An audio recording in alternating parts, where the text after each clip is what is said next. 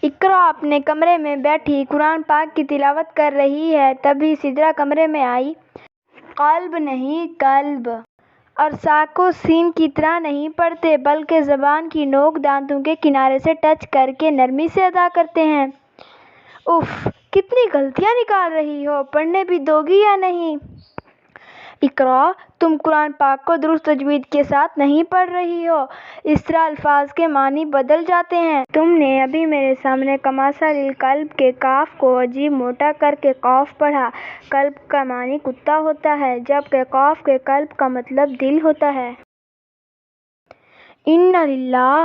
میں تو قادیانیوں کے خلیفہ مرزا مسرور کی ویڈیو کو دیکھ کر اس کا مذاق اڑا رہی تھی کہ کیسے اٹک اٹک کر غلط پڑھ رہا ہے۔ میری بھی اتنی غلطیاں نکل رہی ہیں۔ پریشان مت ہو، تجوید سیکھنا شروع کر دو تو صحیح ہو جائے گا انشاءاللہ۔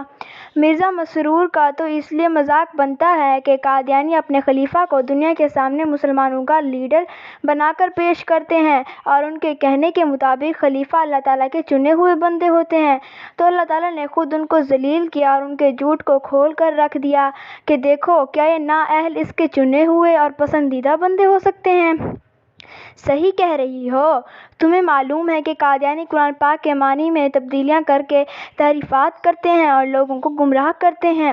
الفاظ میں تو تحریف نہیں کر سکتے کیونکہ اللہ تعالیٰ نے قرآن کی حفاظت کا ذمہ خود لیا ہے۔ میں نے اس موضوع پر لکھنے کا سوچا ہی تھا، لیکن مجھے یہ نہیں پتہ تھا کہ میں خود بھی حروف کی غلط ادائیگی کر کے قرآن پاک کے الفاظ کے معنوں کو تبدیل کر رہی ہوں۔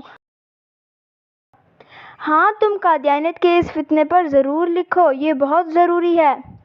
انشاءاللہ میں ضرور ملعون مرزا قادیانی اور اس کے چیلوں کی حرکتیں دنیا کے سامنے لاؤں گی اور لوگوں کو گمراہ ہونے سے بچاؤں گی۔